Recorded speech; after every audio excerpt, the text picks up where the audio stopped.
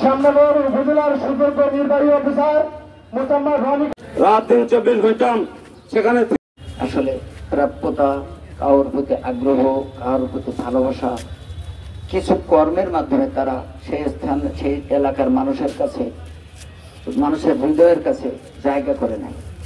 রনি খাতুন এমনই একজন ব্যক্তি যিনি অল্প সময়ের মধ্যে শ্যামনগরের মানুষের হৃদয়ে স্থান করে নিয়েছিলেন। শিক্ষা প্রতিষ্ঠানের শিক্ষার গুণগত মানকে ঠিক রাখার জন্য উনি যেমন শিক্ষা প্রতিষ্ঠানে ছুটে গিয়েছেন, পরীক্ষার মান উন্নয়নের জন্য, বিশ্বমানে উন্নীত করার জন্য উনি বিভিন্ন পদক্ষেপ গ্রহণ করেছেন।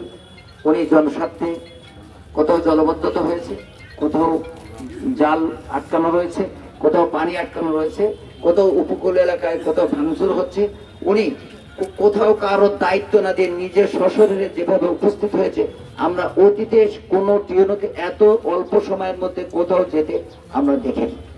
আমিও শ্যামনগরের বাসিন্দা, কারণ আমার বয়স অনেক এখন মানে 50-এর উপরে। তিনি প্রত্যন্ত অঞ্চলে তিনি ছুটে বেড়েছেন, যেখানে পানি বদ্ধতা হয়েছে সেখানে তিনি গেছেন, যেখানে রাস্তাঘাট নির্মাণ করার প্রয়োজন আছে সেখানে তিনি গেছেন, যেখানে স্কুল কলেজের কোনো সমস্যা হয়েছে সেখানে তিনি গেছেন, যেখানে সমস্যা হয়েছে সেখানে তিনি প্রশাসনের সাথে নিয়ে প্রত্যাহারের দাবিতে এই মানববন্ধনের সম্মানিত মিডিয়া ভাইয়েরা, গোয়েন্দা সংস্থার কর্মরত ভাইয়েরা, ভালো অফিসারের দরকার হয় এবং এই ভালো অফিসারের জন্য আজকে আমরা এই দলজাতিকে প্রত্যাহারের জন্য সকলের কাছে আহ্বান জানাচ্ছি। আমি সরকারের কাছে আহ্বান করব, একজন ভালো মানুষ, একজন ভালো অফিসার প্রত্যেকটা উপজেলা দরকার। এই উপজেলাকে উন্নতি করার জন্য, উন্নয়নের শিক্ষা আহরণ করার জন্য বিভিন্ন খাতে একটা মানুষের মৌলিক চাহিদা প্রত্যেকটা খাতকে উন্নীত করার জন্য আমাদের স্যারের বললি আদেশকে আমি মহামান্য সরকারের কাছে আবেদন করব, আপনারা আপনাদের এই সিদ্ধান্তকে একটু বিবেচনা করে আমাদের কাছে আগতি বিনতি করে আজকে জনসাধারণ প্রত্যেকটা মানুষ সারের জন্য এসেছে, এমন কোনো অফিসারের জন্য কেউ মানববন্ধন করতে আমি দেখি নাই। আমার যেটা ন্যায্য মনে হয় আমি সেটা করবো। বলার পরে স্বাভাবিকভাবে আমি ব্যস্ততা দেখালাম যে ঠিক আছে আমি তাহলে কলেজে চলে যাচ্ছি, কারণ এভাবে বোল্ড আউট হইতে তো কারোর ভালো লাগে না, ক্যাচ আউট হইলে রান আউট হইলে তো ইজ্জত বাঁচে।